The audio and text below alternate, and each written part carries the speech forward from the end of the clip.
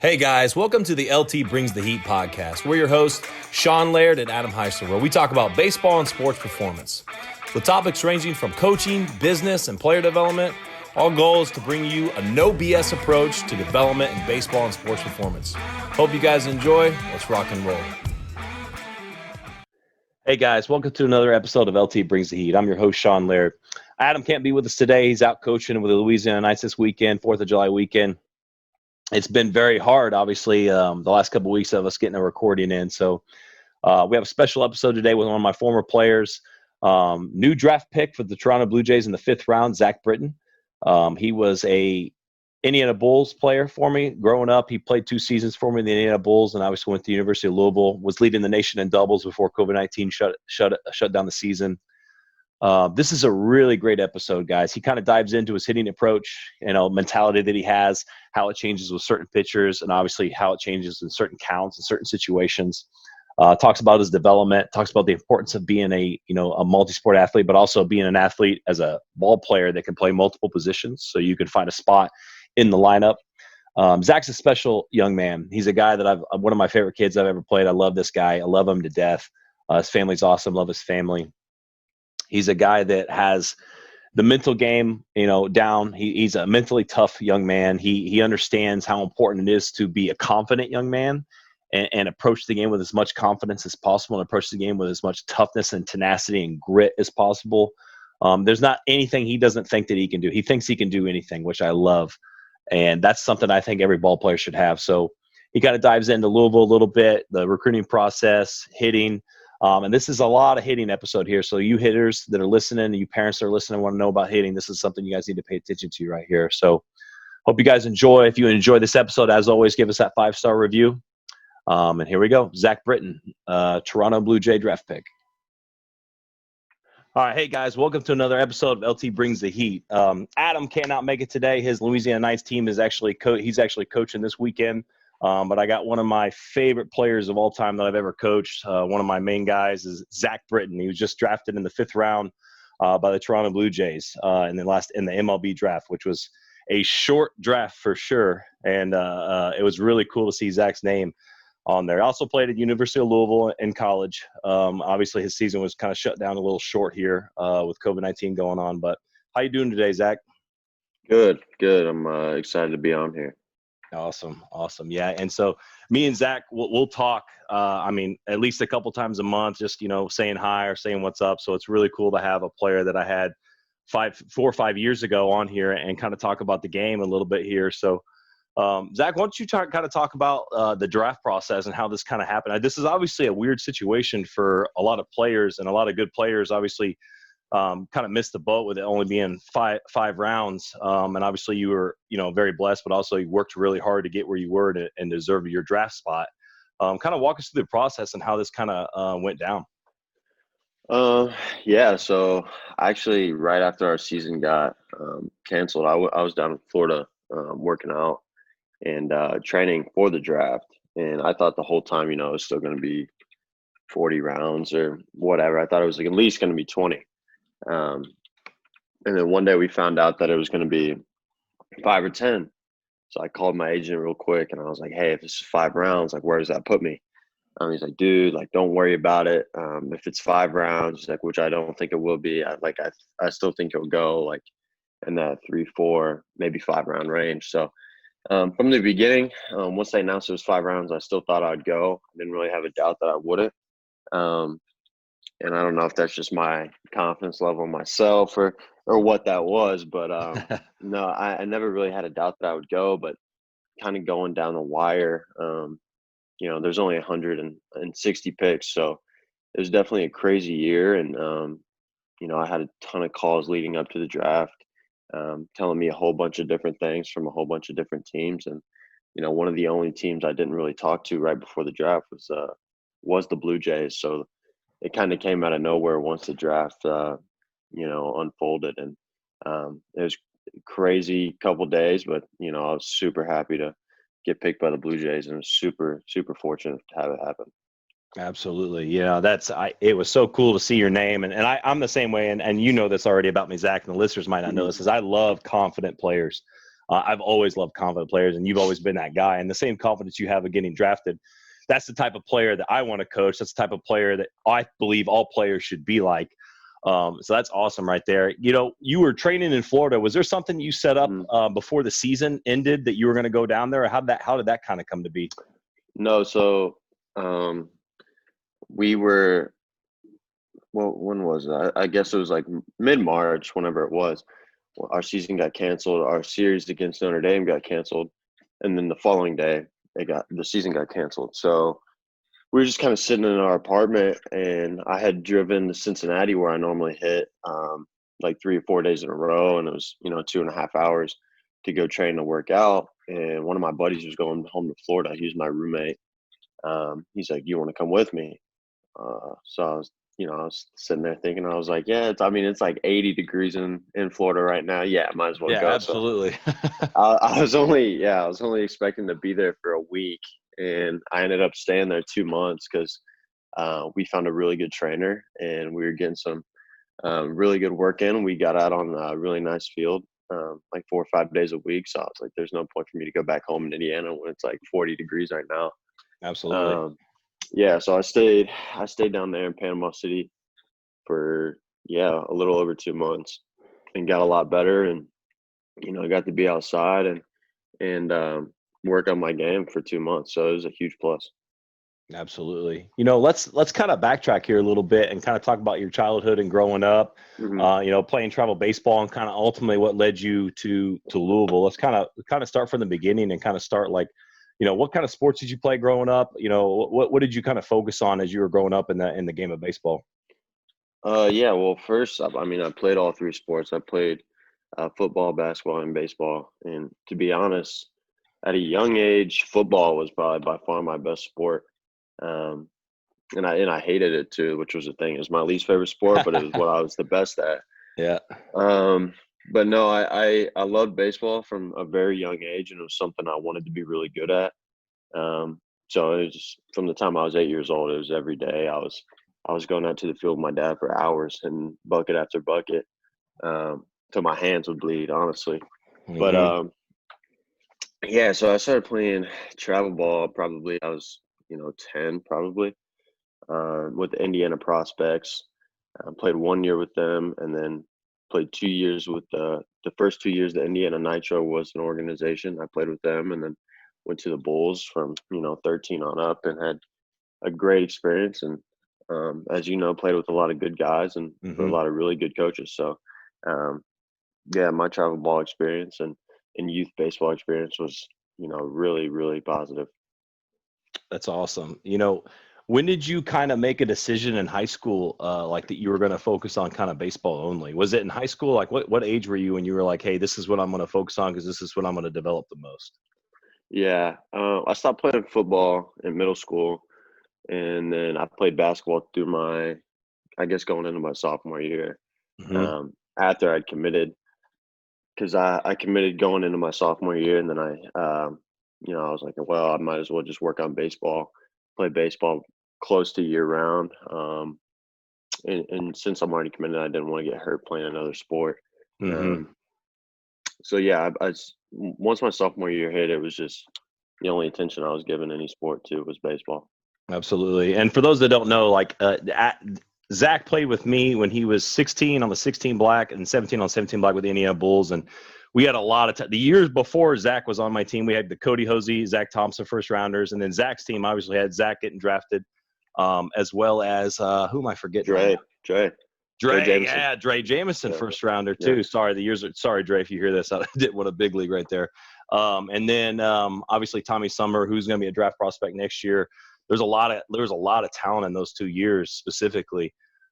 So it's really cool to kind of see things kind of come into fruition and see guys develop, because you always see that stuff as a coach, and see things develop and work on. And part of that hitting process and work on, kind of tell us kind of like how your hitting process, your hitting thought, your approach, and how things kind of changed from high school kind of through college. Because I know you were leading the NCAA in doubles. You had 11 doubles, and before obviously the COVID-19 kind of shut you guys down. Kind of walk us through the process of hitting, how it's kind of developed over the years.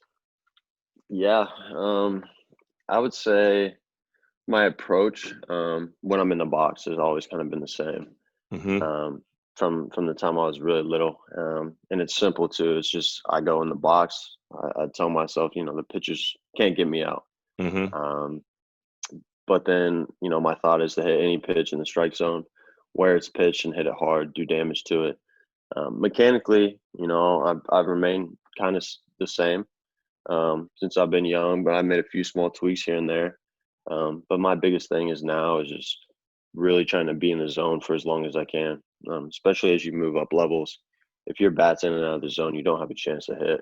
Mm-hmm. So that was a big thing. Once I got to college, that I was always working on was being in the zone, having good barrel depth, trying to beat the ball to the spot and then stay through it. Those are big things for me. But yeah, like I've always been able to use the whole field really well. And when I get away from that, that's when I struggle. Yep. So yeah, my biggest point of emphasis is, see a ball in the strike zone, hit it where it's pitched, hit it hard. Yep. I love that mentality though. The first thing you said was the pitcher can't get me out. And there's a lot of guys Right. listening here that do not have that mentality. There's a lot of I specifically in summer ball, the gauge group that I'm coaching, the D1 commits, there's a lot of passivity that comes at the plate. And I mean, as you Sure. know more than anybody, you can't show up at the plate being passive. Mm-hmm. You have to be aggressive at the plate. And that's one thing that you were always aggressive and had that mentality. The guys that are listening right now, you need to have that mentality of being aggressive, saying this guy can't get me out. I mean, I love the term cocky a lot. It's a term that people don't like, but I feel like you've got to be cocky on the field. You can be a respectable and respect other players, but still have that cocky attitude, which is, again, people don't like me saying that, but I love that mentality. Yeah. Man, is there anything For you want to elaborate on that? Yeah, I guess for me, like especially in travel ball or even in college, like I would rather be way too aggressive, and maybe swing at some balls Mm-hmm. than take close pitches that I could do damage with. But yeah, I would definitely, for me, I would rather be more aggressive. I think I consider myself a bad ball hitter, Mm-hmm. definitely. So yeah, I would definitely rather be more aggressive than too passive, and that's just me. But um, and maybe that's just a little bit of overconfidence, thinking I can hit everything. But yeah, I definitely think it's better, get your swing off, try to do damage and stuff in the strike zone. Absolutely. So is there a specific, you said you spray the field, which again, Mhm. this I harp on this all the time about guys being able to hit the ball the other way, which helps you swing to the pull side and keeping it fair a lot Right. too. Yeah. Is there a specific spot on the field, like when you're up there, you're sitting fastball, are you looking for a specific spot on the field, like, hey, I'm going to bust through the right left center field wall right here, or center field walls, or certain specific spot you're aiming No. for? See, for me, I can't think about going oppo because then I Mm-hmm. get pushy Yep. and things are starting to flare. I can't think about pulling a ball because then I'm hooking things. So Mm-hmm. for me, when I'm in the box, I think about hitting like a 50-mile-per-hour line drive right over second base. Like it's just like I'm trying to touch this ball, but I'm trying to get some nice like straight lift on it. And for me, that's when I start hitting the balls the hardest. That's when I start getting true spin off fields. Um, Yep. and obviously, I'm not gonna hit it flares up the middle, but that's just my approach. It kind of keeps me on everything. Oh man, I love that you said that. That's good stuff right there. Because guys Yeah, get confused, especially the younger athletes and even young guys in college. They think that your approach is actually what you're trying to do, and all the approaches is trying to prevent you from, like you just said, hooking the ball or pushing the yeah, ball. Like for me, every time if I try to think pull, I would either swing and miss or I'd yank a ball, 350 foul with top spin yeah. and look ugly. Right. I couldn't think that, so I had to think kind of make the center fielder move to his left, kind of hit a line drive to his left, kind of one hop the wall, and my Hmm. approach kind of changed. And obviously, when I would see a curveball, I would kind of change from there in my adjustment. You sit in fastball all the time, or is there certain counts you sit off speed, or you sit fastball adjust pretty much? Um, for me, honestly, a lot of the time, because I like the ball down. So Mm-hmm. when I go up when I'm in the box, and I used to not know this. I used to just swing at everything, but when I go in the box, I set my sights down. So I don't swing at anything if it's with less than two strikes. I don't swing at anything above my belly button. Yep. And I'm like belly button to like mid shin. Mm-hmm. And honestly, most of the time, like with two strikes, I'm sitting breaking ball. Um, and just reacting to a fastball. And I know that's backwards from a lot of guys, but when I'm sitting fastball and I see breaking ball, I have a habit of getting to it too quickly and not letting it travel long enough. So yeah, there's times where I definitely sit breaking ball, sit off speed. So when I do see a fastball, I trust my hands, let it get deep. Like you'll see a lot of my extra base hits are with 2 strikes. Yep. Almost all the time I'm sitting breaking ball right there, and I'm getting a fastball, and I'm letting it get in the middle of my body and just trusting my hands. So Yeah. I wouldn't suggest that for everybody because a lot of people it's not going to work for you. You're going to get blown up. But Yep. for me, it tends to work. So yeah, that's kind of where I'm at. But early in the count, I'm definitely sitting fastball, trying to drive some. And I'll touch on that for the listeners. So the guys that are listening, Zach is very twitchy. Zach has like world-class bat speed and hands. So Zach can sit off speed, and I know this because I've obviously coached him and seen him play over the years. Zach can sit off speed, and then all of a sudden, boom, he sees fastball, boom, and he'll speed his hands up from there. And obviously, he's going to make adjustments depending on if the guy's throwing. If he's throwing 95 plus, maybe he does a little bit of adjustment from there. But most guys, I would say that 100% of the time, like for you, anybody that's throwing 86 to probably 92, 93, that would obviously be something you could still get your hands through.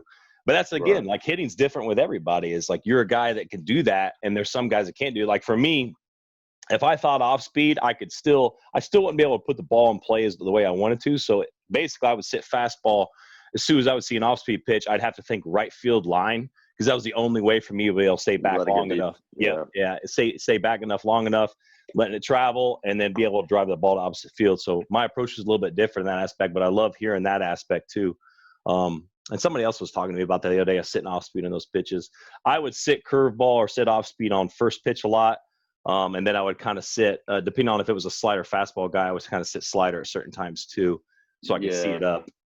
Yeah, I mean that too. I mean, it depends on the pitcher. If a pitcher's like, if he's throwing a lot of junk, then I'm gonna sit fastball, just to keep myself from getting jumpy. I don't know. That's just me. Like if he's throwing 60-70% off speed, then I'm gonna sit on that one fastball. He's gonna throw me that at bat, and I'm gonna try to do damage to it, and then anything junk he throws me, I'm just going to try to see it up right about in my belly button and try to drive it. But yeah, I mean, my approach, it definitely differs from the pitcher, from pitcher to pitcher. But, that's kind of what I'm mainly thinking. I'm mainly sitting fastball early, breaking ball, change up late, or whatever he's throwing.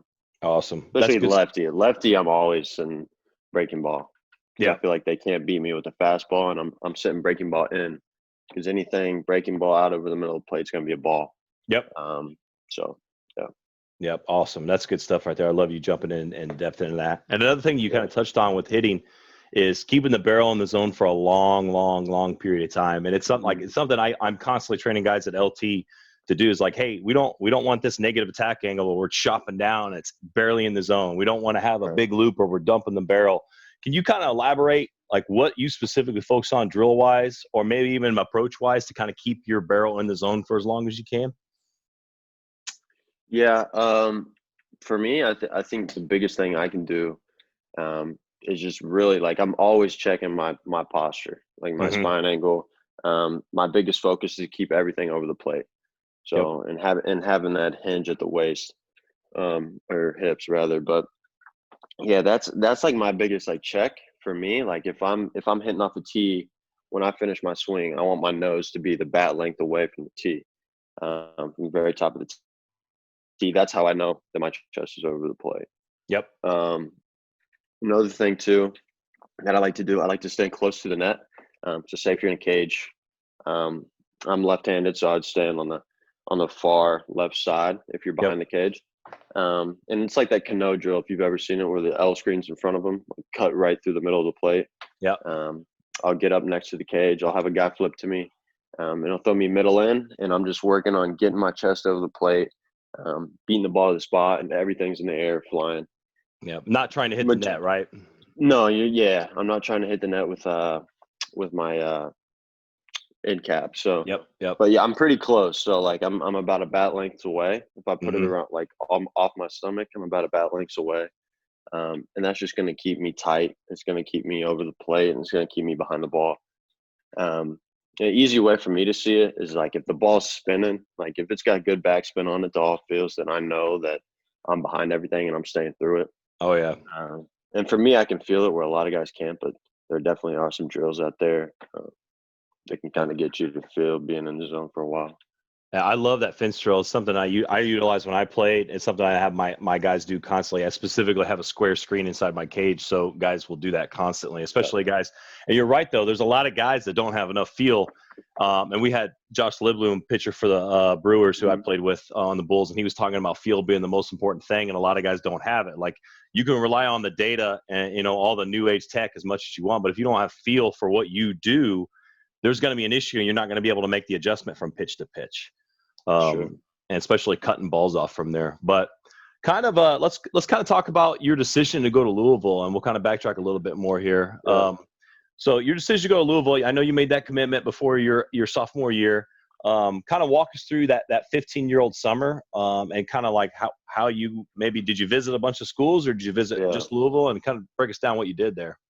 Yeah, so I got really lucky because I was a catcher back in high school, obviously, and I was catching, you know, a top 20 arm in the nation in high Mm-hmm. school. So a lot of guys were coming, colleges and pro scouts, to see him play. And that only benefited me because they would watch him pitch and they'd see this young, you know, freshman, small kid catching him and doing really well and throwing well and hitting really well. So I guess I kind of got a lot of looks after my freshman spring, which at the time was, you know, super early for any colleges to be talking to a kid. And that was like unheard of. So being a 15-year-old kid, I didn't really know like what the recruiting process was. You know, I had a lot of friends that had went through it or whatever. I had played with a lot of guys that went through it, but I had never been through anything like that. So it was definitely stressful. You don't really know what to expect. You know, being from a small town, there was only a handful of guys who had ever been in my situation that I grew up around. So it was definitely different. And then I went to a showcase early in the summer, did well, got invited to go to the PBR Futures games, like to play a year up, because one of the catchers was out or something. And I did really well, opened a lot of eyes there. And I guess that's when the majority of colleges started coming in, and, you know, I went on some visits and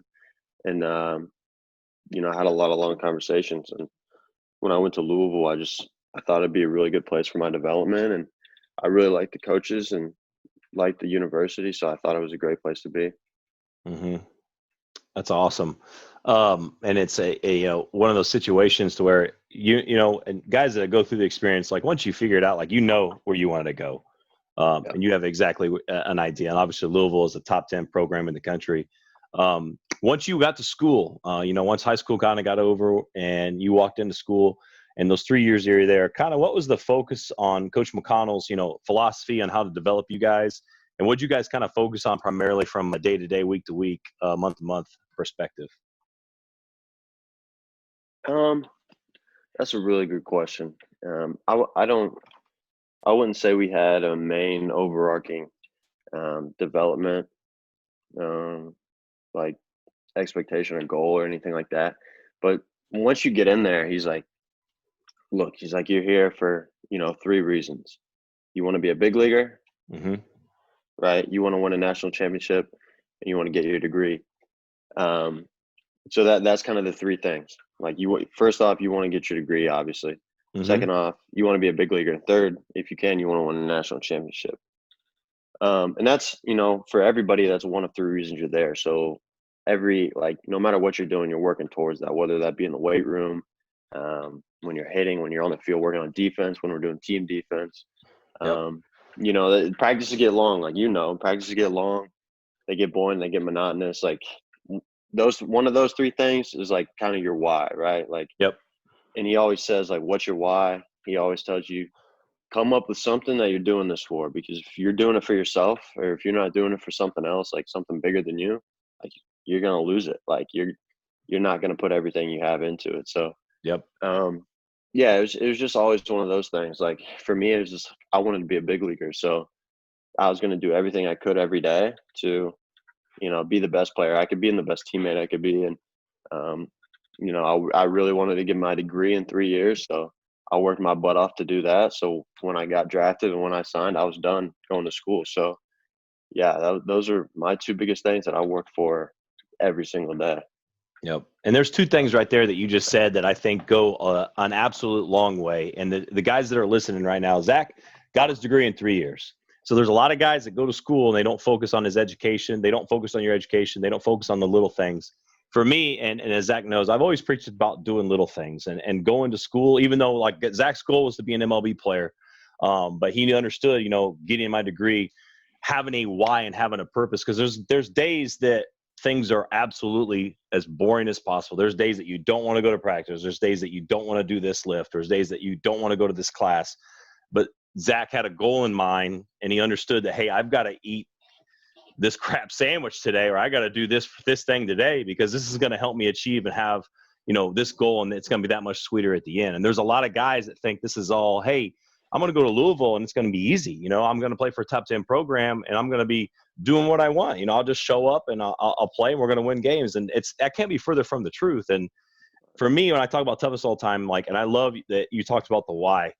And if you don't have something more than just yourself, just love of the game and wanting to better yourself as a man and better yourself as a person, and maybe set yourself up for more success in life, set yourself up on another level, you're going to fail every time, because it's always easy to give 100% when things are going well, but when things are hard and things are the trials and tribulations come in front of you, that's going to show what type of man you are right there.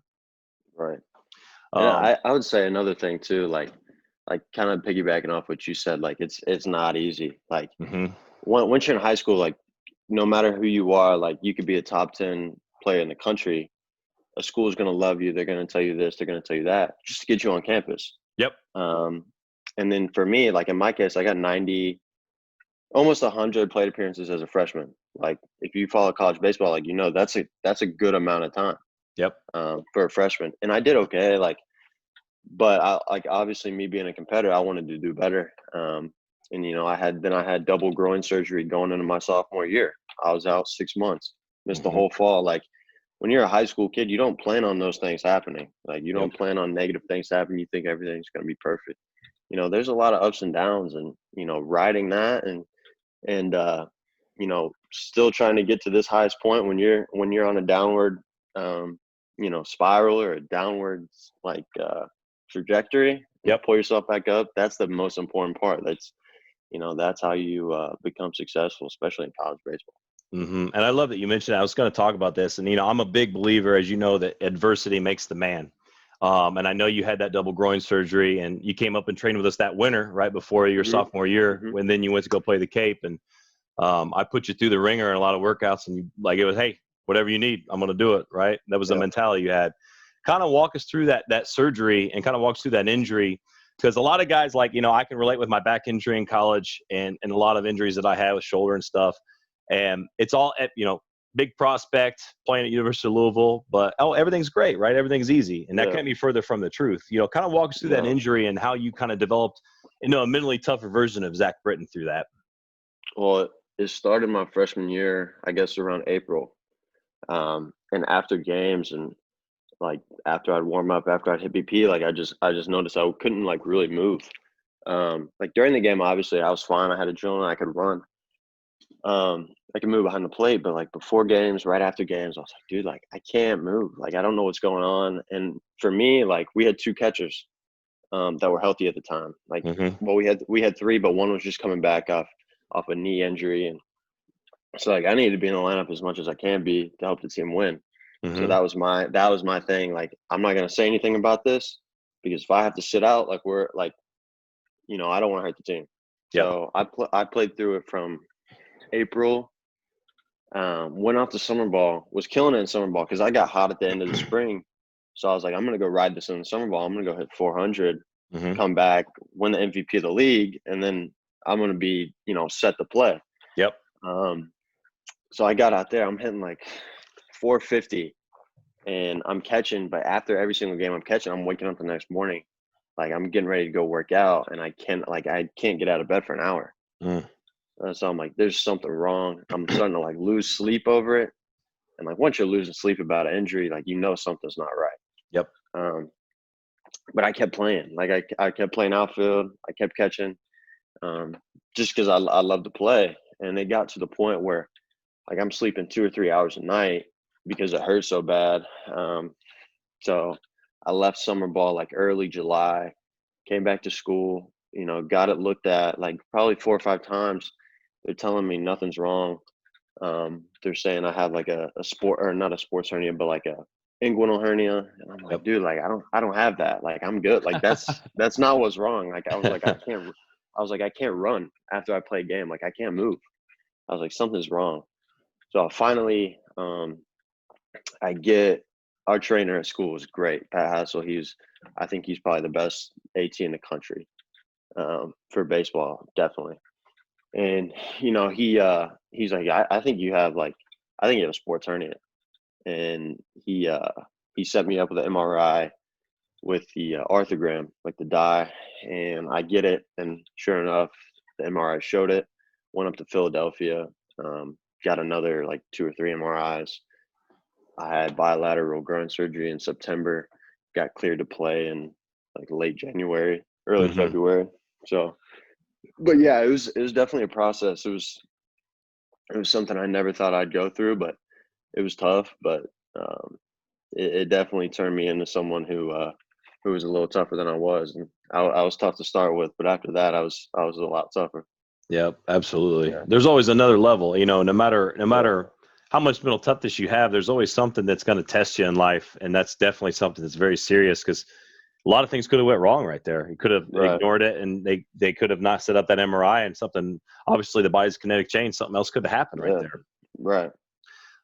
So, you walked us through that freshman year, and then you kind of went to the Cape the next year. How did that sophomore year, once you're finally healthy and you're able to kind of roll, how did that year go through the spring and obviously the summer too? It went really well. I got a concussion during the middle of the year, which put me out a couple of weeks. Got a concussion in practice, and that's no joke. Like Mm-hmm. I had never thought about a concussion. And I caught too. Like I had foul balls all the time, hit off my mask. I never even thought about a concussion being bad. Yep. And I missed a couple of weeks with that. And after I came back from that, like I got really hot. I went on like a almost a 20 game hit streak. I was feeling really good. But I was super excited to go to the Cape and Mm-hmm. play every day. Like I was chomping at the bit to go play every day. And they sent me out there. I played in probably the best spot on the Cape. I played at Orleans, loved it, played every day. Felt super comfortable playing in the outfield, and played with such a good group of guys. I think we had 11 guys this year going to pro ball. So our team was stacked. Our coaches were really good and Loaded. Like it was really the best experience I could have asked for. It was sick. Yeah, that's cool. I obviously friends with your dad on Facebook, so I got to see some highlights of you a little bit, which is really cool. I'm always glad to get to see that stuff. Kind of walk us through like that after when you hit with metal versus wood, and this is something I like to ask guys all the time. Like, is there any thought process that changes with you, or you're like, hey, this is the implement, I'm rocking and rolling with this? Yeah, when I think I hit a lot better with wood. I think I always have. Yeah. For me, it's like my zone gets smaller. Yeah. With wood, because the barrel's smaller, and like if you're not squaring it up, you're breaking your bat. Yeah. So for me, like my hitting zone goes from this big to right here. Yep. And for me, I'm just way more comfortable with wood. I always have been.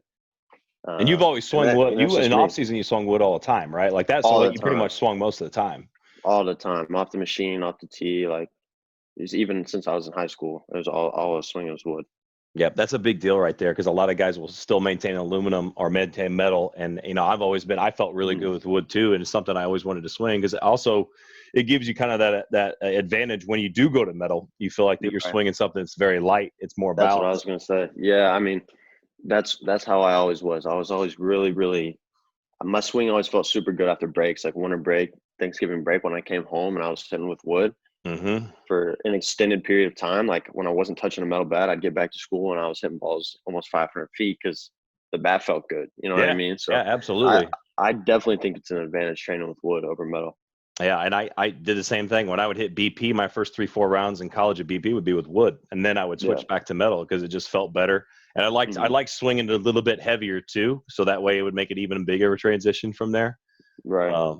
Absolutely. And I just wanted to kind of touch on that because I know there's a lot of guys that they kind of get stuck in, I am going to swing metal all the time. And you want to develop, and like guys want to play MLB, like, hey, you got to get good and comfortable swinging with wood. Yeah. I think you can tell guys who like they've got good power numbers with metal, and then like that you put a wood bat in their hands, you're like, oh, okay, this guy's not the same. This Yeah, guy's not the same. yeah, exactly. Those are the guys that might not necessarily be hitting the barrel all the time, and they got a little bit of pop with that metal, and things change when you get that small sweet spot. No doubt. So I know, and obviously with me, you caught for us, you played a little bit of third, played some first base, and you played in the outfield. And I remember watching him, like, Zach really moves well in the outfield. I really like him in the outfield. And obviously I knew catching is what you wanted to do. Kind of walk us through, like, with the Bulls, obviously playing all those positions with me, and for me, then transferring and playing multiple positions, in college, how important was that for you to be able to, one, get in the lineup whenever you want, but two, also leading up to the draft? Yeah, I mean, I think it was huge playing a lot of different positions in high school because, like you said, I mean, I want to say in travel ball, I played every single position besides shortstop. Definitely. So I mean, that was huge for me. Just gave me a feel of the whole field. And obviously, summer ball and high school baseball is a lot different than college. The game is way faster. Balls get hit way harder, way higher. But no, it's great to have that the feel for different positions when you go into college, because if you're, say your left fielder goes down and you're a primary catcher and you're the number 2 primary catcher, you go play left field. And that's huge. And that's huge to get in the lineup and show a coach what you can do. The more positions you can play and the more athletic you are in multiple different spots, the better off you're going to be in college, the better off you're going to be in the draft, and the more value you give yourself. Yeah, I actually use you as an example all the time, not to give you a big ego here, but I'll tell the Bulls guys, Mike, I had Zach Britton for 2 years, and Zach, I would want to put him behind the plate. And as you know, I put you behind the plate in big games all the time. But obviously I would like, hey, I need Zach in left field today. Zach's going to play left field and he's going to give me 100%. I need Zach at third base today, or second base, or first base. And you would go, you would do what you needed to do. And that's one thing that I think is missing with a lot of guys is like they get stuck in this mentality. Well, hey, you're playing at a 2A school and you think you're a shortstop. Well, there's big news for you. There's a lot of shortstops in the world that are super athletic that are playing it, like you said, a faster game. They're playing it better. They're more athletic and stuff. And it's like, hey, you be the best athlete you can be, and your positions kind of find itself as you get older. Right. Yeah. For me, just the biggest thing is like when you step on the campus, there's like 2 to 5 guys in the country that are ready to be like superstars as freshmen going into college baseball. Like there's not a lot. Like Torkelson, he was one. Heston Kjerstad, he was one. And those guys went 1 and 2 in the draft. You know what I'm saying? Like when you step on the campus, the game's going to speed up on you. And that's just how it goes. Like from me as a junior to a freshman, like I'm more talented, I'm stronger, I'm more athletic, but at the same time too, it's just like mentally I can slow the game down, because I've done it so much. Experience is a huge thing to go along with that. But yeah, I mean, a thing I told some freshmen this year is like, you guys don't realize that you guys were the best players at your school and you're the best player in your district or in your state. But these other guys too, like the other freshmen, the sophomores, the juniors, the seniors, they were the same way. They were the same way. They were all the best player in their area, the best player at their school. So that's a huge adjustment period. But playing those multiple positions and being athletic all over the field, it's only going to help. And that's the thing is that you always got to have a chip on your shoulder. Guys that act like they've made it already and say, well, I'm already this guy. Like those are the guys that fall behind. And that's something that irritates me as a coach, because I can't relate to people like that. I can't relate to somebody that says, hey, I've already made it. I'm done. I've worked hard enough. I'm there. So that's something that I love hearing your aspect and hearing your perspective on there.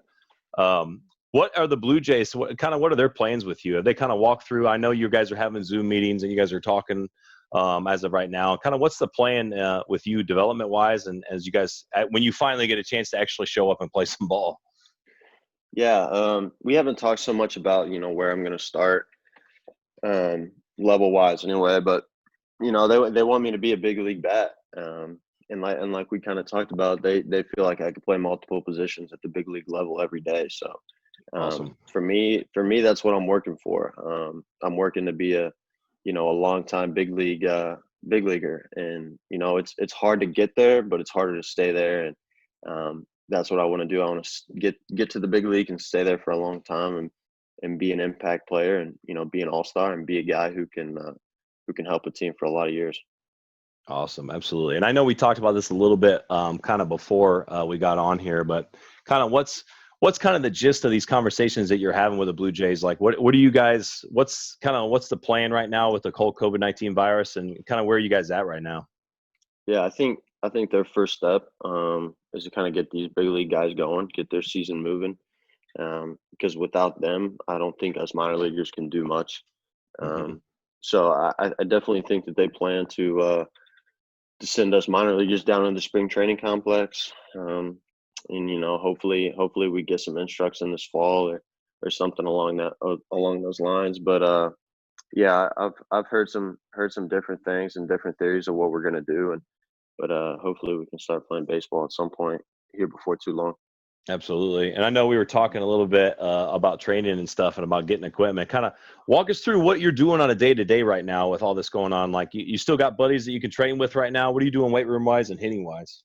Yeah, so I'm going up to Cincinnati, 4 or 5 days a week, and it's about an hour drive, hour and a half drive. I'm going up there, working out, hitting. I'm coming back home. Obviously eating really well, eating a lot, and then I'm training again. I actually just built a weight room in my basement, so Uh, uh, I've been training a couple times a day, and then hitting, once a day, throwing probably 2 or 3 days a week. So I'm staying in really good shape, and I'm in game shape right now. I'm ready to go. So whenever they tell me to go somewhere, I'm ready to go. awesome. That's good stuff. Yeah. When you do your hitting sessions, obviously, Mhm. being a hitting guy, and I kind of want to touch on this a little bit more. We touched on it earlier in the episode. Kind of how long are your hitting sessions? Kind of what do you focus on a day to day? Is the focus different day to day? Kind of walk us through, like, say, a week to 2 weeks of Zach Britton going and practicing and training. Yeah. So I mean, once I get into the cage, for me, it's I'll do some one-handed swings with a little bat, 5 or 10 each hand, just to get my direction going in the right way. Everything I'm working off the tee is just up the middle, line drive, high line drive up the middle, with good backspin to it. And for me, quality is way more important than quantity. I'm not going on a tee and banging 100 balls like I used to. Mm-hmm. Um, I'm not swinging 2,000 times a week, but I'm swinging, 400 or 500 times as well as I can. So especially off a tee. So, but yeah, I start off one-handed drills, and then I'll take my bat, do 5 or 10, and I'm working mainly oppo middle, and then the last couple, I'll pull like 2 or 3 off the tee, try to get it in the air, try to get good lift and backspin to it, and then I'll go two balls off the plate, and I'm trying to hit a line drive over the shortstop or third baseman. And then Nice. after that, I'm moving into flips with a short bat, two-handed short bat, and then 5 or 10 there, using the whole field, trying to get good lift. And then I'm going to my bat, same thing, 5 or 10, using the whole field, trying to get good lift in all directions. And I'm going into my BP rounds. I'm taking 3 rounds of 5 to 6, and my first round, I'm trying to keep everything low, opposite field, low line drives. I'm trying to catch everything deep, Yep. stay through it, and then as the rounds go on, I'm catching it out further each round. So my second round, I'm trying to burn the center fielder with line drives. I'm trying to put it in the left center, right center field gap with a rising line drive. And then my last round, I'm just trying to really let it eat. And Yeah. then after that, then we'll do 2 or 3 rounds of breaking ball or fastball machine, where it's either high velo fastballs, and we're trying to square everything up. We're making it kind of game like, where we're doing, say we have a guy on second, less than 2 outs. We're trying to punish the ball to the right center field gap. Um, we're trying to get our best swing out, but we're trying to move the runner at the same time. So, yeah, we're being really competitive with it, just to not lose that side of it. But we're also working to get better too. So, but mechanically wise, I would say I'm not putting a whole lot of emphasis there mechanically. I think it's more approach based and not result based, but kind of based on like what process I'm doing. So I can get instant feedback of what my ball's doing to tell me what my swing is doing, and then it's a quick fix. So yeah. It sounds like you work opposite field and you really kind of stay through the ball, working on keeping good barrel depth, staying on the ball, staying through the ball, getting that backspin in the gap where it's carrying really well, and then you start letting it eat and you start kind of working, turning the hips and letting your twitch fly, and kind of from there. That's really good stuff right there. And I know Trout does the exact same thing. You listen to him talk.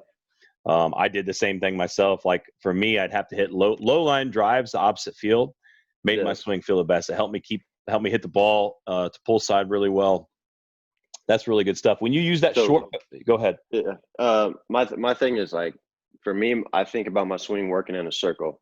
Yeah. So as soon as I start my swing, my barrel is moving in a circle. So for me to think about, if you're catching it deep, your barrel depth is going to send something low to that side. If you catch it a little more on front, you got a little more extension. That ball is going to fly with backspin. If you catch it out here, that's a homer. And that's the way I think. I like to think about my swing being a circle around my body. And if the balls are going where they're supposed to go based on that circle, then I'm feeling good with that. Yeah, and that's a great mentality right there too, because if you're a little late or a little early, you're still hitting the ball hard. Your barrel's still in the zone right there. That's phenomenal right there. Is that kind of the focus with the short bat? Is your short bat overloaded, or is it just a regular wood bat? What do you use with that? I think it's 28 inches. It's a little heavier. It's probably a 28 even. Yep. So it is pretty heavy. And I'll choke up on it too if I need to. But a lot of swings I do with it are two-handed. I'm just trying to feel the barrel. I'm trying to control the barrel with that because it's obviously a smaller barrel. And once I get my bat in my hands, feels lighter, feels more balanced, and the barrel's longer. So a lot of things I do with that one-handed, it's just the same thing. I'm working on direction. Everything is direction through the middle of the field. I'm trying to get good extension after I make contact. And that little bat's definitely going to help with that. Yeah, I love that word direction, working toward the ball and going through the ball. That's something that's kind of misspoken a lot, and people use the word direction, but obviously with baseball, there's a lot of semantics with that. But I love hearing that stuff right there. Is there something specifically, Zach, and we ask this with every single guest, is there something specifically that you would give advice to high school guys that are wanting to be committed to a Division I university, that already are committed to a Division I university, when it comes to a hitting aspect? What do they need to focus on and to really kind of help change their game and help develop them? Something that they're lacking, or maybe it's something that they really don't even understand at this point in time. Yeah. I would just say, do your research. For one, learn what kind of hitter you are. Don't let somebody change you from that. Like if you're a singles doubles guy, be that singles doubles guy, and your power is going to come through time. Don't try to be anything you're not. Do your research on big leaguers. That was big for me. Like when I was going into college, when I was in college, I spent most of my time watching big leaguers, watching what they said, listening to what they talked about hitting.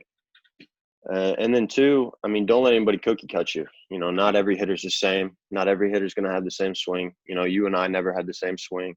The two best hitters in the world don't have the same swing. Barry Bonds doesn't have the same swing as anybody. Mike Trout doesn't have the same swing as anybody. Like you can't teach everybody the same thing. So don't try to be exactly like somebody. Take little bits of, this guy over here and this guy over here. Listen to what they both say, and maybe it'll help you in your game. But yeah, I would definitely say that. And the third thing is just don't believe everything you hear, because there's guys going to be telling you all these different things. And that was big for me too. Like my freshman year, I got domed up. Like I had never been domed up in my life. Yeah. I was always a guy who I'm just going to go out. I'm going to play the game hard. I'm going to swing hard. I'm going to swing at strikes. Like I'm just going to play my ass off, and then everything's going to work out because I'm good. I got to college, had a really, really good fall. Like had one of the better falls of anybody. Had a lot of home runs. Felt really good. And then I get to the spring season. We're playing actual games, and I go 1 for 8, and for some reason I'm domed up. Like I can't believe. So it's one of those things. Like be who you are. don't let anybody change you if it's not going to work for you. Try something, and within the first 5 or 10 minutes, you're going to know if it's your thing or not. Mm-hmm. So I would say don't believe everything you hear. Just, be yourself and do things that are going to help you become a big leaguer. That's what you want to do. Yep. That's great advice right there. I really Yeah. appreciate you going into detail right there, because there's a lot of guys. I actually just had a kid text me just a little bit ago before I got on here and saying that his coach was talking about his bat path and stuff. And I'm not going to say who it was, but he was saying some pretty stupid things to say the least. And he immediately texts me because he wants me to know what I think about that. And I always say, hey, be respectful. Yes, sir. But listen to what I'm saying. Yeah. And it's just one of those things where it's like he was kind of talking about, like, basically he was talking about launch angle and saying that you have a launch angle swing, which you and I both know, like, any contact on the ball has a launch angle. So he's kind of, what he's trying to say is like, hey, you're getting big and you're getting a huge depth, which the kid specifically has a negative attack angle, so that would be impossible. But it's something he was kind of talking about. And I always tell guys, like, hey, listen, like, always be respectful of everybody, because the coach is trying to help you. He doesn't know what he doesn't know, and he does know what he does know. Like, there's strengths and weaknesses with each coach. You don't have to be disrespectful to him, but like you just said, if you do your research, if you study and you learn, you're going to be able to kind of see the things that work and see the things that don't work. And if something you're kind of unsure about, hey, let's try it, see how it feels. If it feels real bad in a game, all right, well, that's something I try to put it in my my repertoire, and it didn't work out. I'm going to change something right here. Yeah, and I think too, like, from a coaching point, like, I give lessons all the time, and obviously you give lessons every single day, but you can't teach every kid the same thing. Like, for me, like, you can't tell me one thing and expect me to get it just like this kid got it. Like, there's not a linear, like, path. Like, I think everything is different, which not a lot of high level coaches even understand that from ones I've been around through, high school and even moving up, especially a lot of, like, different instructors, and private instructors. But, that's one thing. Like, as a kid, you just have to soak in all this different information and see what works for you. Mm-hmm. And that's a good point right there. Like, everybody learns in a different area. Like, I could say something to you and it'll click, or something to you and you're like, I didn't feel that. I didn't have the same feels that you have. Cause that's another thing. It's like there's different feels. Like, we understand that somebody might be more twitchy. Somebody might have to think, I would like swinging down on the ball or staying on top of the ball. Like, I know what guys are trying to say. They're trying to say, don't drop the hands, don't get beat on high fastballs, whatever. But if I said that to a guy that's swinging like this, obviously that's not going to help him. It's going to hurt him. And so you got to understand that maybe a guy's getting a little big, and if he starts thinking down, maybe that's going to help his direction, help his slot a lot better. Get slotted, Yeah. So there's certain things that we've got to understand as coaches, but also certain things as players. Like, ask questions. If a coach says something to you, ask him in detail. What is he trying to get you to do right here? Like, what's your ultimate goal right here? Because there are some coaches that have a mentality of like, hey, let's hit ground balls to the opposite side of the field. And obviously you and I both know when you're playing at a high level, that's an out 99% of the time. 100%. But that's awesome stuff, Zach. Well, before we leave, man, is there any advice besides, when it comes to a mental part of the game for guys, or anything else that you want to add on to kind of what you touched on earlier when it comes to hitting? Yeah, I mean, I would just say be yourself. No matter who you are, don't try to be anything different than what you are, and try to be the best version of yourself you can be. And then baseball wise, I'll just say play your ass off every day. Because I mean, like, you never know when your last game could be. It could be tomorrow, it could be next week. It could be 30 years from now. You don't know. So play every day like you're not going to get tomorrow, and try to enjoy it. Especially the young guys. When you're in high school, when you're playing travel ball in high school, there's no better time. There's no funner baseball than that right there. So absolutely, try to enjoy it. Make it last as long as you can. Absolutely. Yeah, I love that. Be the strongest version of yourself. Give 100%. There's not better advice that you can do and you can say than that, man. Well, Zach, we appreciate having you on, man. It was really awesome. I love listening to your thought process and how you've evolved as a hitter and things you kind of go through. And I'm sure we'll talk a lot as much as possible as the years go on, man. But thanks for coming on, man, and hope to have you on here in maybe a couple years and see kind of the new Zach Britton playing the MLB, right? Yes, sir. Hope so. Awesome. Well, I hope you guys enjoyed this episode. Till next time, we'll see you guys later.